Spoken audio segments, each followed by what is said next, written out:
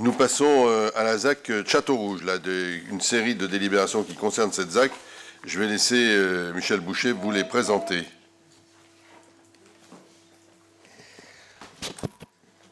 Oui, Monsieur le maire, deux délibérations quand même très importantes au niveau de ce nouvel écoquartier, qui est une des actions du NPNRU. Si vous me le permettez, avant de rentrer dans les délibérations techniques, je voudrais juste vous donner quelques nouvelles de savoir où on en est sur ce projet. Hein,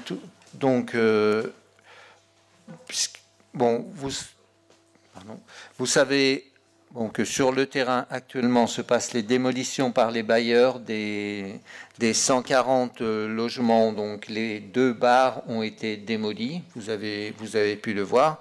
Donc ils finissent le travail pour rendre le terrain donc à l'aménageur. Il y a un travail important de préparation qui est fait en ce moment et qui prend pas mal de temps à certains d'entre nous sur ces préparations. Concernant les espaces publics, donc on est pour les gens qui connaissent un peu les choses, on en est à la validation du PRO. C'est-à-dire qu'en gros, pour ceux qui connaissent moins les choses, on sait très précisément ce qu'on va faire, comment on va le faire et combien ça va nous coûter. Voilà, donc c'est ces validations qu'on est en train de faire. Et sur les espaces privés, donc sont travaillés en particulier 3 îlots avec 2 promoteurs, les nouveaux constructeurs et Care Promotion. Donc des choix architecturaux ont été faits. Donc il y a un travail avec ces promoteurs qui est mené actuellement pour avoir les meilleures futures copropriétés possibles. Et on a une deadline qui est la fin de l'année, puisqu'il faut que les permis soient déposés avant la fin de l'année pour pouvoir bénéficier de la TVA 5,5. Et j'ai bien peur que cette TVA 5,5 ne soit pas reconduite dans le temps, au vu de ce qui se passe d'un point de vue budgétaire. Alors la TVA 5,5, ça permet aux acquéreurs qui rentrent dans une certaine, enfin les primo-accédants, enfin il y a un certain nombre de plafonds, ça correspond au PTZ en gros, puis peuvent acquérir à 15% moins cher, on va dire les choses comme ça. Voilà, donc on souhaite que ces acquéreurs puissent profiter de cette TVA 5,5, mais il faut que les permis soient déposés avant la fin de l'année. Et j'ai peur que ça ne soit pas reconduit dans le futur, cette TVA 5,5. Voilà, donc on en est là. Les 2 délibérations, je voulais vous retracer un peu des choses pour vous situer ces 2 délibérations. Donc on a une concession qui a été signée le 21 juillet 2023. Donc ensuite, on a le 16 novembre 2023, on a engagé la procédure de déclassement du domaine public, puisqu'il y a un certain nombre de terrains, la plupart des terrains d'ailleurs sont dans le domaine public. Et donc il faut procéder à son déclassement. Il y a eu une enquête publique, on a reçu un avis favorable du commissaire enquêteur sans réserve le 18 septembre dernier. Et là, on a les 2 délibérations. Là, c'est le déclassement pour être intégré dans le domaine privé de la commune, pour pouvoir ensuite vendre. La désinfectation, puisqu'il faut que l'espace public soit désaffecté. Alors, je vous proposerai une désaffectation partielle, puisque certaines parcelles, c'est absolument nécessaire que ça se fasse maintenant, mais d'autres parcelles, je vous propose de les différer dans le temps parce qu'elles sont utilisées encore. Notamment, je pense au niveau de la place du Cirque, les stationnements qui sont de part et d'autre de la place du Cirque, et qu'elles soient différées, donc en fonction, cette désaffectation, différée en fonction de l'avancement du projet. Ensuite, c'est le sujet de la délibération d'après, c'est la vente à l'aménageur. Ensuite, il y aura bien sûr les travaux sur l'espace public et les aménagements sur l'espace public, les travaux par les promoteurs dans les espaces privés. Et ensuite, il y aura rétrocession à la ville des espaces publics quand ils seront aménagés. Voilà l'ensemble, je ne pense pas avoir oublié trop de phases, l'ensemble du déroulement de ce projet. Donc aujourd'hui, ce qui vous est proposé, c'est la procédure de déclassement par anticipation et la désaffectation des terrains communaux. Bon, vous avez l'ensemble des parcelles, je ne vais pas vous les situer. Hein. On a pour 41 241 mètres carrés environ, donc qui sont déclassés. Je ne vais pas vous donner toutes les parcelles. Je vous propose donc de prononcer le déclassement du domaine public communal des terrains communaux listés donc dans la délibération et identifiés sur le plan annexé, l'annexe 1. De constater la désaffectation partielle des terrains tels que définis sur le plan annexé c'est l'annexe 2.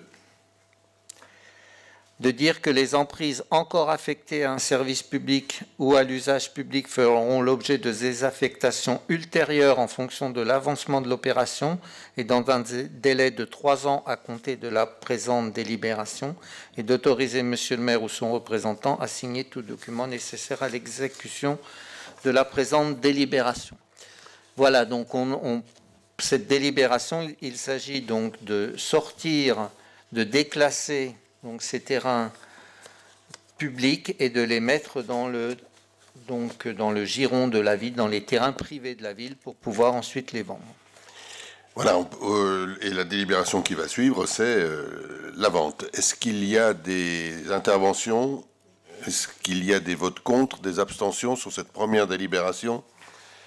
Merci. On va donc pouvoir maintenant vendre ces terrains à l'aménageur. Voilà, l'ensemble de ces parcelles donc, que l'on a déclassées peuvent être maintenant vendues. La vente a été consentie au prix de 4 555 000 € hors taxe. Donc, ça a été prévu dans le contrat puis les avenants précédents. Donc, il faut dire aussi que dans les engagements qui ont été pris dans la convention du NPNRU, il y a la réalisation d'un pôle de l'entrepreneuriat prévu dans l'îlot D de la ZAC.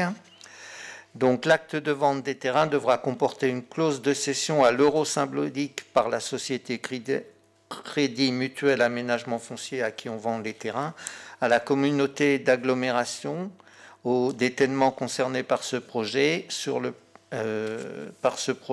donc à l'euro symbolique.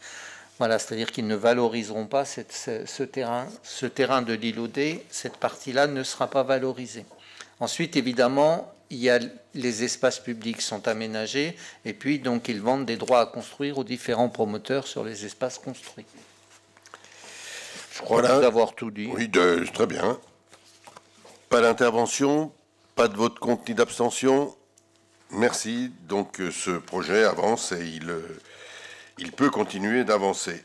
La ZAC Écoquartier Château-Rouge et j'insiste parce que Michel l'a dit tout à l'heure, est aussi un souci de qualité architecturale, qualité des espaces publics très important. Et c'est vrai qu'il y a beaucoup de monde qui travaille pour maintenir cette qualité d'ensemble, ce nouveau quartier. Si vous me permettez encore c'est un travail qui est assez compliqué. Je ne parle pas des espaces publics, on sait faire, mais c'est sur les espaces privés. On a voulu un prix de vente qui ne soit pas trop élevé, de façon à ce que ça soit à peu près de l'accession sociale. On veut un projet qui soit des qualités de construction qui soient extrêmement fortes, je veux dire avec des intentions architecturales très marquées, enfin un projet de qualité. Et l'équation entre tout ça n'est pas toujours facile à trouver, monsieur le maire. Je sais, oui. Voilà, entre les dépenses et les recettes. Et voilà, donc c'est ce travail qui est mené avec, je trouve, quand même 3 projets architecturaux qui sont extrêmement intéressants. Très intéressant. Et donc, on travaille à 4, j'ai envie de dire, entre l'architecte qui a son projet, le promoteur qui va construire et qui a en tête aussi ses équilibres économiques, notre aménageur et nous. Donc, mais on travaille bien. Je pense qu'on travaille bien pour faire que ces équations comme je dis, ne déshabillent pas les intentions du projet architectural de départ, quoi. Merci pour ces compléments. J'ai bien fait voter là, c'est fait. Il me semble, oui.